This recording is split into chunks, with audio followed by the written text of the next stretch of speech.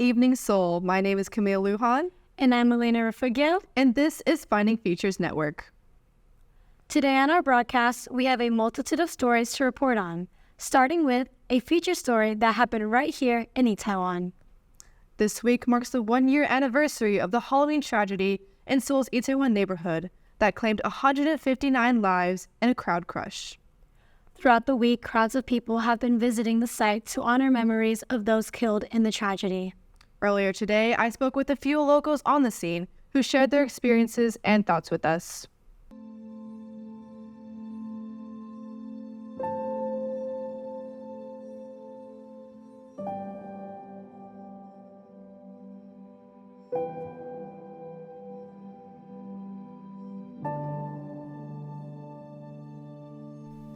People who lost friends or family members have been coming to the spot all week to mark the year since the tragedy. Many still can't believe it happened. It was supposed to be a fun Halloween celebration, marking the end to COVID restrictions, but sadly descended into chaos when too many people in too small a space witnessed 159 lives being trampled to death and over 200 badly injured.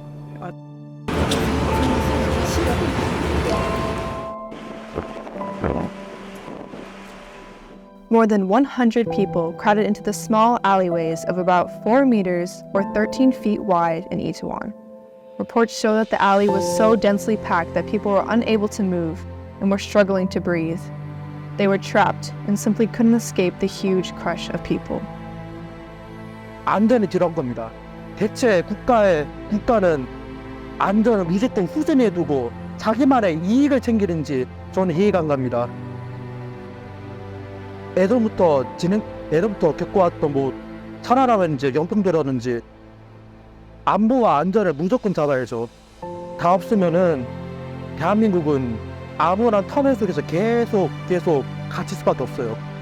이태원을 돌아가거나 아니면은 혐오 속에서 2차 가해를 견뎌야 되고, 솔직히 이런 사건을 생각하면서 저를 어쩌다 보면은 마음이 슬프고 화가 나고 그렇더라고요. New regulations are being proposed to limit crowd size and provide more police protection during festivals and other celebrations in Seoul. But for those who lost loved ones here 1 year ago, that is little comfort.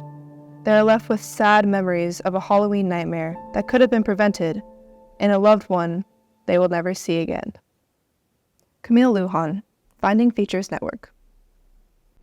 Our hearts go out to those who were affected by the tragedy. In sports, one of the best female cross-country runners in Far East has big goals for her future. Jane Williams, who runs for MC Perry High School in Iwakuni, Japan, hopes to someday compete at the Division I level in college. Sounds very impressive. Let's take a closer look. Whether it's running up the stairs or running over a challenging trail, Jane Williams makes it look easy. This is what she loves to do, and she is fast. I love running because it's really fun to be able to push yourself and to set and achieve your goals. How fast is Jane? She is currently the fastest high school female runner in the Pacific. She recently won the first place medallion at the 2023 Far East High School Championships. But it's not all about records. She says she runs for the satisfaction of achieving her goals and the fun she has with her teammates. I love the people that running has allowed me to meet. While Jane is known for being the fastest cross-country runner in the Far East, she has her sights set on much bigger goals. In the future with running, I hope to be able to run collegiately at the Division I level. But no matter what, I hope that I can run for the rest of my life. She wants to prove she can compete with the very best. My coach always says that hard work beats talent when talent doesn't work hard. And I don't consider myself to be super talented at running, but I do work really hard. So I try to live by that and remember that if I work hard, then I can beat people. The road ahead will have its challenges, Moving up the next level always does. And she has a track record of finishing first. Sounds like with that track record, she'll be running circles around her competitors. Absolutely. Jane is currently applying to D1 schools, and if she were to be accepted, she would be only the third student in MC Perry's 68-year history to compete at a Division I level. Extremely impressive, and good luck to you, Jane. This just in.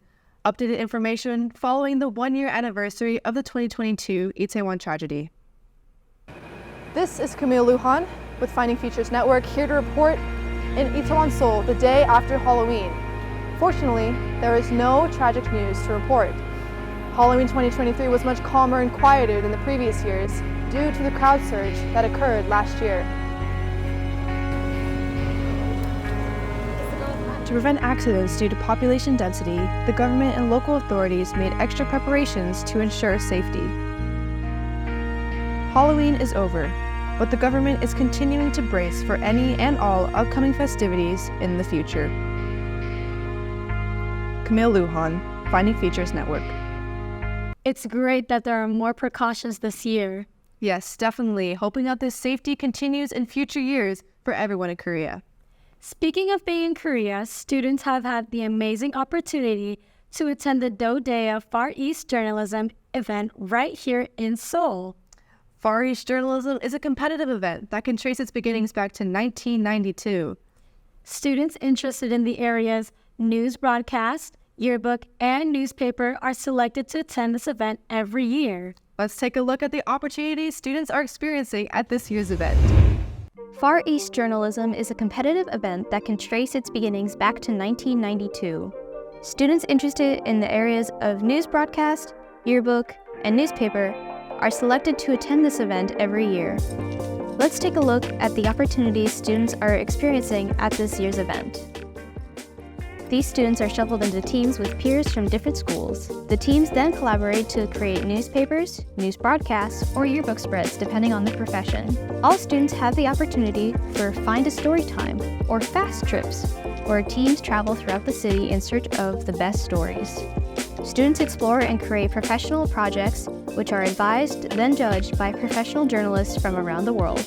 This incredible opportunity gives aspiring journalists the chance to pursue their passion with the guidance of real-life professionals in real-world working environments. Wow, what an opportunity!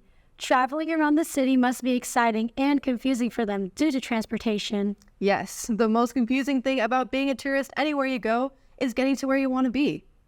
Here in South Korea, the main form of transportation is the underground subway system. Next, a word from T-Money on just how easy it is to travel with their card.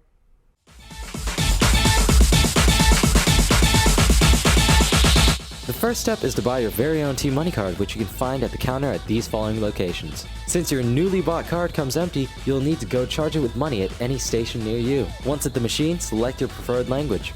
Next, select the button with the T-Money icon to begin charging your transit card.